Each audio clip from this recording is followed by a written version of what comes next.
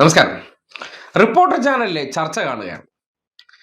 കേരളത്തിൽ കോൺഗ്രസിന് ഇതുവരെ സ്ഥാനാർത്ഥി പട്ടിക ആയില്ലെങ്കിലും അവരുടെ മാപ്ര യൂണിറ്റിലെ അംഗങ്ങളായിട്ടുള്ള ചിലരൊക്കെ ഇരുന്നിട്ട് ഇപ്പോഴും പുറത്തു വന്ന ഇടതുപക്ഷത്തിന്റെ സ്ഥാനാർത്ഥി പട്ടികയുമായി ബന്ധപ്പെട്ട് ചില സ്പെഷ്യൽ ക്ലാസ്സുകൾ എടുക്കുകയാണ്. എങ്ങനെ സ്ഥാനാർത്ഥി പട്ടിക വരുന്നതിന് മുന്നോടിയായിട്ട് കേരളത്തിലെ കോൺഗ്രസ്സുകാർ തെരുവിൽ തമ്മിലടിക്കുന്നു, തമ്മിൽ പോര് നടത്തുന്നു, സീറ്റ് മോഹികളായിട്ടുള്ളവർ അല്ലെങ്കിൽ അത് കിട്ടാത്തവർ സോഷ്യൽ മീഡിയ പോസ്റ്റുകൾ ഇടുന്നു.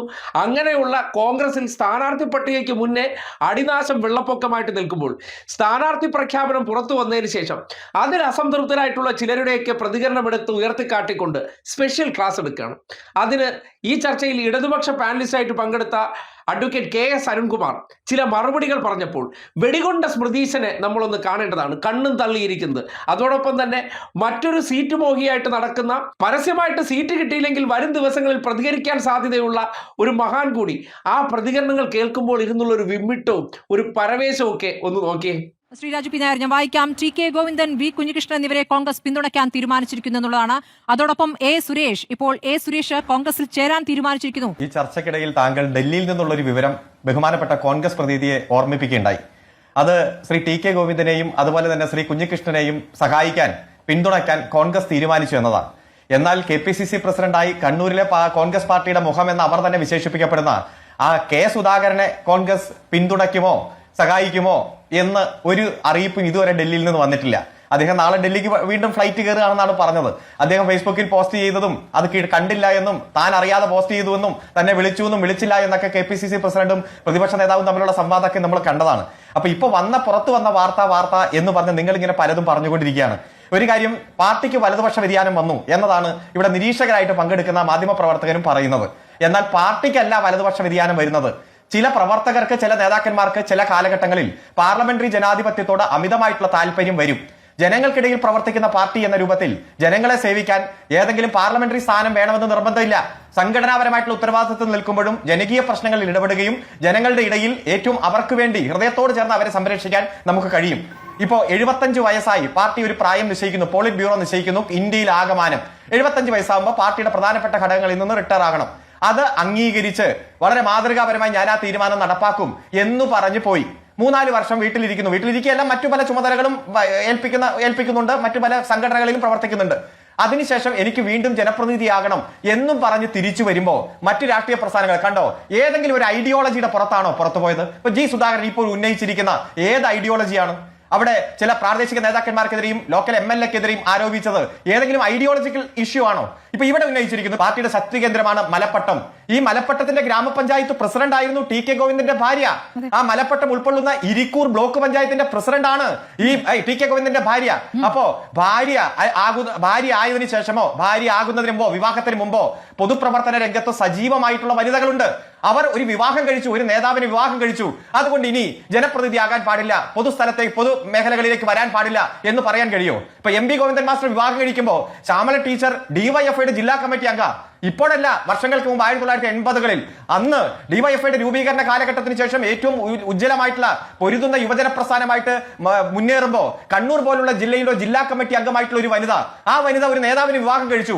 അന്ന് ഗോവിന്ദൻ മാസ്റ്റർ നേതാവല്ലല്ലോ, അത്ര നേതാവല്ല, അന്നത്തെ DYFIയുടെ നേതാവാണ്, പാർട്ടിയുടെ നേതാവല്ല. ഇവിടെ അത്തരത്തിൽ പൊതുപ്രവർത്തകരായിട്ട് വരുന്ന വനിത അവരുടെ മെറിറ്റ് നോക്കി അവരെ ഏതെങ്കിലും ഒരു സ്ഥാനത്തേക്ക് പരിഗണിച്ചാൽ ഇനി ആളുടെ ഭാര്യയാണ്, അതുകൊണ്ട് തുടർച്ചയാണ് എന്ന് പറയാൻ പറ്റുമോ? ഇപ്പൊ ഒറ്റ കാര്യം ഞാൻ പറയട്ടെ, 14 പേർക്കല്ലേ കേരളത്തിൽ മന്ത്രിയാകാൻ പറ്റൂ CPM-ന്റെ? 63-64 പേർക്കല്ലേ MLA ആകാൻ പറ്റൂ? ഇപ്പൊ അത് 70ഓളം പേർക്ക് MLA ആകാം. ഇതല്ലേ പറ്റൂ? ഒരു പഞ്ചായത്ത് മെമ്പർ പോലും ആകാതെ ലക്ഷക്കണക്കിന്, 5.5 ലക്ഷം പാർട്ടി മെമ്പർമാരുണ്ട്. ഒരു പഞ്ചായത്ത് മെമ്പർ പോലും ആകാത്ത ലക്ഷക്കണക്കിന് ആളുകളുണ്ട് ഈ പാർട്ടിയിൽ. കണ്ണൂരിലെ കാർഷിക ബാങ്കിന്റെ പ്രസിഡന്റ്, പരിയാരം മെഡിക്കൽ കോളേജിന്റെ ചെയർമാൻ, അതുപോലെ KPCCയുടെ ചെയർമാൻ, ഹാൻഡ്വിന്റെ ചെയർമാൻ. ഈ സമയത്തൊന്നും കുഴപ്പമില്ല. ഒറ്റ കാര്യം കൂടി ഞാൻ സൂചിപ്പിക്കട്ടെ, 2017-ലാണല്ലോ ആന്തൂർ മുനിസിപ്പാലിറ്റി ആയിട്ട് ബന്ധപ്പെട്ട വിഷയം ഉണ്ടായേ. 2019 ഒരു ലോക്സഭാ തെരഞ്ഞെടുപ്പുണ്ടല്ലോ. അന്ന് എന്തിയെ ഈ ടി.കെ. ഗോവിന്ദൻ ഈ പരാതി ഇല്ലാതെ പോയെ? 2021 നിയമസഭാ തെരഞ്ഞെടുപ്പ് വന്നല്ലോ, അന്ന് എന്തിയെ ഈ ടി.കെ. ഗോവിന്ദൻ ഈ പരാതി ഇല്ലാതെ പോയെ? ഇപ്പൊ എന്തിയെ ഈ തെരഞ്ഞെടുപ്പ് പ്രഖ്യാപിച്ച് സ്ഥാനാർത്ഥി പ്രഖ്യാപനം പൂർത്തീകരിച്ചപ്പോ ഇത്തരത്തിലൊരു പരാതി വന്നത്? ആ യോഗത്തിൽ തന്റെ എതിർപ്പ് അറിയിച്ചു എന്നാണ് പറഞ്ഞത്. അപ്പോൾ പറയേണ്ട സ്ഥലങ്ങളിൽ പറഞ്ഞിട്ടും അത് നടപ്പാകാതിരിക്കുമ്പോഴാണ് പുറത്തേക്ക് വരാൻ തീരുമാനിക്കുന്നത്. ഇല്ല, ഒരു സഖാവ് അതിന്റെ ഘടകത്തിൽ അഭിപ്രായം പറഞ്ഞു എന്ന് വെച്ച് ആ അഭിപ്രായം തന്നെ ശരിവെക്കണമെന്നുണ്ടോ? വ്യക്തി ഘടകത്തിനും ഘടകം മേൽഘടകത്തിനും വിധേയമാണ്. ഒരു വ്യക്തി ആ വ്യക്തിയുടെ അഭിപ്രായം പറഞ്ഞാലും ആ കമ്മിറ്റിയിലെ ഭൂരിപക്ഷ തീരുമാനത്തിന്റെ അടിസ്ഥാനത്തിൽ വിജയം മുന്നിൽ കണ്ടുകൊണ്ട്, വിജയ സാധ്യത മുന്നിൽ കണ്ടുകൊണ്ട് സ്ഥാനാർത്ഥിയെ തീരുമാനിക്കും. അത് മേൽഘടകം അംഗീകരിക്കും. അത്തരത്തിലൊരു തീരുമാനം വന്നിട്ട് ഞാൻ പറഞ്ഞതാണ് ശരി. ചിലർ ആദർശം കൊണ്ട് പാർട്ടിയിൽ വരും, ചിലർ ആൾക്കൂട്ടം കണ്ടുവരും, ചിലർ വ്യക്തിപരമായ ലാഭത്തിന് വേണ്ടി പാർട്ടിയിൽ വരും. ഈ ആൾക്കൂട്ടം കണ്ടും വ്യക്തിപരമായിട്ട് ലാഭത്തിന് വരുന്നവർ അത് കണ്ടുപോകും. ചിലർ വളരെ ആദർശത്തിന്റെ ഭാഗമായി വന്നു. ചില ഘട്ടത്തിൽ വലതുപക്ഷ വ്യതിയാനം വന്ന് പാർലമെന്ററി മോഹത്തിന് പോലും. അതല്ലേ 80 വയസ്സിൽ വന്ന് എനിക്ക് മത്സരിക്കണം പറയുന്നത്. അതുകൊണ്ട് കോൺഗ്രസ് മനസ്സിലാക്കേണ്ടത് ഇവിടെ ഉന്നയിക്കപ്പെടുന്ന ആരോപണവും അപ്പൊ അല്ല, അത് ഉന്നയിക്കുന്നവർക്ക് എന്തും ഉന്നയിക്കുക. അതുകൊണ്ട് കോൺഗ്രസ് പാർട്ടി ശ്രദ്ധിക്കേണ്ടത്, ആ കെ സുധാകരൻ ഇപ്പൊ കോൺഗ്രസിലുണ്ടോ, അദ്ദേഹത്തെ നിങ്ങൾ കണ്ണൂര് പരിഗണിക്കുമോ?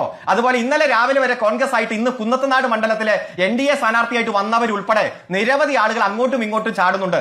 അതുകൊണ്ട് മെറിറ്റിന്റെ അടിസ്ഥാനത്തിൽ ഈ പാർട്ടി എടുത്ത തീരുമാനത്തെ നിങ്ങൾ ഇങ്ങ് തള്ളി പറയാൻ നിൽക്കേണ്ട. നിങ്ങൾ നിങ്ങളുടെ കാര്യം നോക്ക്. 23-ാം തീയതി നോമിനേഷന്റെ ലാസ്റ്റ് ഡേറ്റ് ആണ്. അതിനു മുമ്പെങ്കിലും നിങ്ങൾക്ക് ഈ ഘടകകക്ഷി ചർച്ചയൊക്കെ പൂർത്തീകരിച്ച് പ്രഖ്യാപിക്കാൻ പറ്റുമോ എന്നൊന്ന് സമയമെടുക്കുന്ന നിങ്ങളുടെ അടുത്ത് വരുന്ന ആൾക്കാരെ അവരെ കൂടി ഒന്ന് പരിഗണിക്കാൻ വേണ്ടി ഒന്ന് ആലോചിക്കണേ. ഈ സ്വന്തം കണ്ണിലെ കരടെടുത്തിട്ട് വേണ്ടേ മറ്റുള്ള ഒരാളുടെ കണ്ണിലെ കോലെടുക്കാൻ പോകാനായിട്ട്? അത് ഇതുവരെ തീർന്നിട്ടില്ല. അതുമായി ബന്ധപ്പെട്ട് 24 മണിക്കൂർ എന്ന പ്രഖ്യാപനം നടത്തിയിട്ട് അത് ചർച്ച വേണ്ട. 24 മണിക്കൂർ ആയില്ലേ എന്ന ചോദ്യവും വേണ്ട. ആ മാപ്ര യൂണിറ്റിൽ ഇരുന്നു കൊണ്ട് സതീശനെ സേഫാക്കുന്ന മനോഭാവം കൂടി നിങ്ങൾ കാണേണ്ടതാണ്. ആ ഒരു വാക്ക് ഇത്രയും നേരമായിട്ട് പഴയ ചാക്കിന് തുല്യമായിട്ടും ആ വിഷയത്തിൽ പുതിയ പുതിയ ന്യായീകരണങ്ങൾ ഇറക്കുകയാണ്. ഇടതുപക്ഷത്തിന്റെ ഭാഗത്ത് നിന്ന് പുറത്തു വരുന്നവരെ പിന്തുണയ്ക്കാൻ വേണ്ടി കോൺഗ്രസ് വെയിറ്റ് ചെയ്യുന്നു എന്നാണ് പറയുന്നത്. അപ്പോൾ കോൺഗ്രസിനകത്ത് നിന്ന് പുറത്തു പോയിക്കൊണ്ടിരിക്കുന്നവർ, രാജിവെച്ച് ബാക്ക് ടു ബാക്ക് BJP-യിൽ ചേർന്നുകൊണ്ടിരിക്കുന്നവർ, ഇവരൊക്കെ പോകുന്നതിലൊന്നും യാതൊരു വാർത്താ പ്രാധാന്യമില്ല.